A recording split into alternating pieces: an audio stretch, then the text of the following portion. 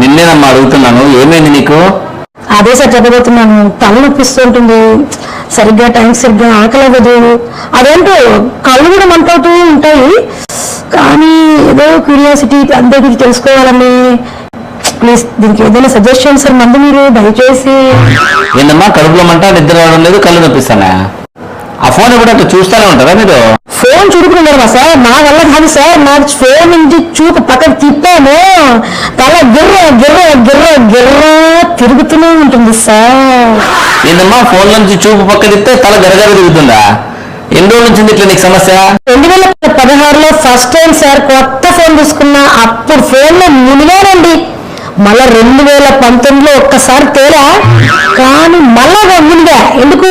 మళ్ళా శాంసంగ్ కొన్నా, అప్పుడు మళ్ళీ